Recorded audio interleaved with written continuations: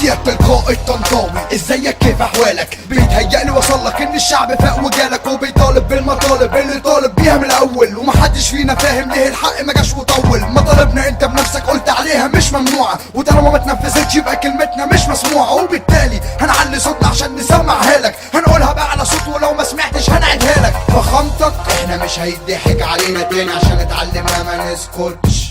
عظمتك اللي عملها اولا يعملها تاني لو ما طالبه ما اتنفذتش، واللي عملها اولاني سهل يعملها تاني، واديك شايف بنفسك الكفه بتقلب في ثواني. وخلي بالك مش داي مالك وحط في بالك لو ما عملتش اللي عليك هتلاقي الناس كلها واقفالك. انا دم اخويا غالي غالي قوي يا طنطاوي واحنا ما بنتهددش، اللي عملها اولا يعملها تاني يا طنطاوي لو ما طالبه ما اتنفذتش. انا دم اخويا غالي غالي قوي يا طنطاوي واحنا ما بنتهددش، واللي عملها اولا يعملها تاني يا طنطاوي لو ما طالبه ما اتنفذتش.